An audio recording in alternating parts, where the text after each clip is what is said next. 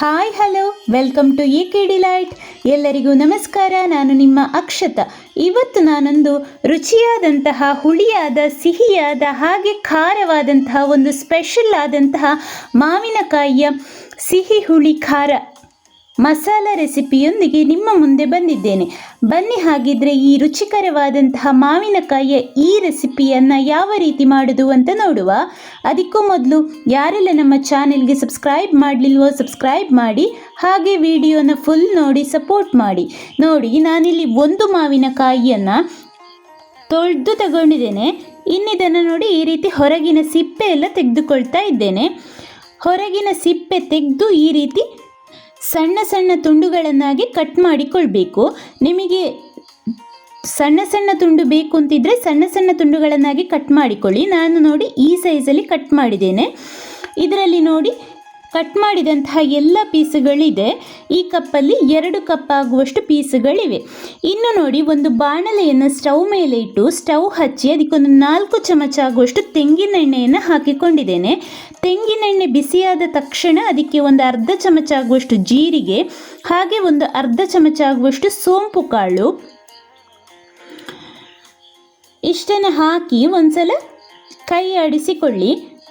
Flame ಮಾತ್ರ medium ಫ್ಲೇಮಲ್ಲಿ ಇರಲಿ, ತುಂಬ ಹೈ ಫ್ಲೇಮಲ್ಲಿ ಇಟ್ಟು ಮಾಡಿಕೊಳ್ಳಿಕ್ಕೆ ಹೋಗಬೇಡಿ, ಬೇಗ ಸೀದು ಹೋಗ್ತದೆ. ಇನ್ನು ಇದಕ್ಕೆ ಒಂದು 4 ಕಾಳಾಗುವಷ್ಟು ಮೆಂತೆ ಕಾಳನ್ನು ಹಾಕಿ, ಹಾಗೆ ಒಂದು ಸ್ವಲ್ಪ ಇಂಗನ್ನು ಹಾಕಿಕೊಳ್ಳಿ. ಇಲ್ಲಿ ಹುಡಿ ಇಂಗಾದರೆ ಒಂದು 1/4 ಚಮಚ ಆಗುವಷ್ಟು ಇಂಗನ್ನು ಹಾಕಿ ಈ ರೀತಿ ಒಂದ್ಸಲ ಚೆನ್ನಾಗಿ ಮಿಕ್ಸ್ ಮಾಡಿಕೊಳ್ಳಿ. ಇನ್ನಿದಕ್ಕೆ ಒಂದು ಕೆಂಪು ಮೆಣಸನ್ನು ಹಾಕಿಕೊಂಡಿದ್ದೇನೆ. ಹಾಗೆ ನಿಮಗೆ ಖಾರ ಜಾಸ್ತಿ ಬೇಕು ಅಂತಿದ್ರೆ ಜಾಸ್ತಿ ಮೆಣಸನ್ನು ಹಾಕಿಕೊಳ್ಬಹುದು.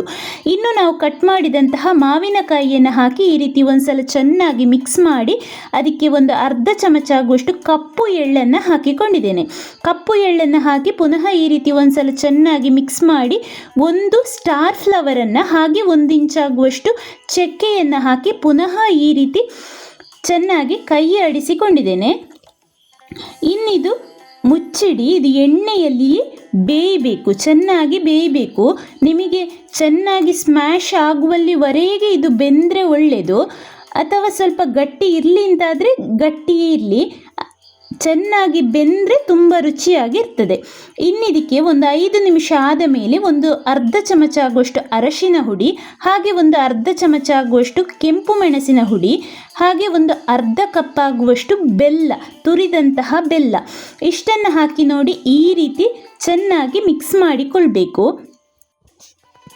ನಿಮಗೆ ಕೆಲವು ಮಾವಿನಕಾಯಿ ಎಲ್ಲ ಬೇಗ ಬೇಯುವುದಿಲ್ಲ, ಹಾಗಿದ್ರೆ ಸ್ವಲ್ಪ ಹೊತ್ತು ಜಾಸ್ತಿ ಇಟ್ಟುಕೊಳ್ಬೇಕಾಗ್ತದೆ.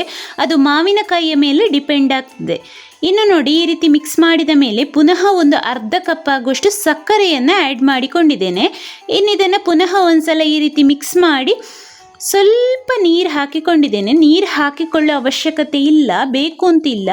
ಇನ್ನು ನೋಡಿ, ಇದು ಚೆನ್ನಾಗಿ ಕುದಿಬೇಕು. ಸಕ್ಕರೆ ಬೆಲ್ಲ ಎಲ್ಲ ಚೆನ್ನಾಗಿ ಕರಗಬೇಕು. ಮಾವಿನಕಾಯಿ ಎಲ್ಲ ಸಿಹಿ ಮತ್ತು ಹುಳಿ ಖಾರ ಎಲ್ಲ ಚೆನ್ನಾಗಿ ಎಳ್ಕೊಳ್ಬೇಕು. ಹಾಗೆ ಇದಕ್ಕೊಂದು ಅರ್ಧ ಚಮಚ ಆಗುವಷ್ಟು ಹುಡಿ ಉಪ್ಪನ್ನು ಕೂಡ ಆ್ಯಡ್ ಮಾಡಿಕೊಳ್ಳಿ. ಇಷ್ಟು ಹಾಕಿ ನೋಡಿ ಈ ರೀತಿ ಮುಚ್ಚಿಟ್ಟು ಬೇಯಿಸಿಕೊಳ್ಳಿ. ನೋಡಿ, ಇದೀಗ ಸಕ್ಕರೆ ಬೆಲ್ಲ ಎಲ್ಲ ಚೆನ್ನಾಗಿ ಕರಗಿದೆ, ಹಾಗೆ ಮೆಣಸಿನ ಹುಡಿ ಎಲ್ಲ ಚೆನ್ನಾಗಿ ಮಿಕ್ಸ್ ಆಗಿದೆ. ನೋಡಿ ಎಷ್ಟು ಕಲರ್ಫುಲ್ ಆಗಿ ಬಂದಿದೆ. ಇದು ನೋಡಿ, ಸೈಡಲ್ಲೆಲ್ಲ ಬಬಲ್ಸ್ ಬರಲಿಕ್ಕೆ ಸ್ಟಾರ್ಟ್ ಆಯಿತು.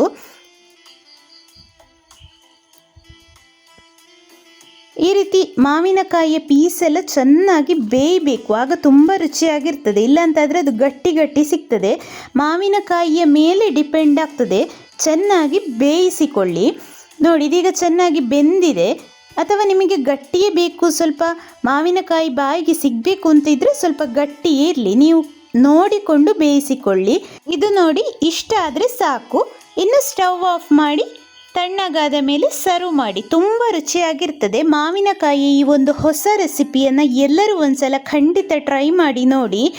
ಸ್ನೇಹಿತರೆ, ಹಾಗಿದ್ರೆ ನಾವು ನಮ್ಮ ಆಡು ಭಾಷೆಯಲ್ಲಿ ಹೇಳುವುದಾದರೆ ರುಚಿಯಾದಂತಹ ಸೀಸನಲ್ ಮಾವಿನಕಾಯಿಯ ಒಂದು ಒಳ್ಳೆಯ ಗೊಜ್ಜನ್ನು ಯಾವ ರೀತಿ ಮಾಡೋದು ಅಂತ ನಾನು ನಿಮಗೆ ತೋರಿಸಿದ್ದೇನೆ. ಹಾಗಿದ್ರೆ ಈ ರೆಸಿಪಿ ಎಲ್ಲರಿಗೂ ಖಂಡಿತ ಇಷ್ಟ ಆಗಿದೆ ಅಂದ್ಕೊಳ್ತೇನೆ. ಹಾಗಿದ್ರೆ ಒಂದು ಲೈಕ್ ಕೊಟ್ಟು ಶೇರ್ ಮಾಡಿ, ಸಬ್ಸ್ಕ್ರೈಬ್ ಮಾಡಿ, ಹಾಗೆ ಬೆಲ್ ಐಕಾನನ್ನು ಪ್ರೆಸ್ ಮಾಡಿ. ಮುಂದಿನ ಹೊಸ ವಿಡಿಯೋದೊಂದಿಗೆ ಸಿಗೋಣ. Thank you.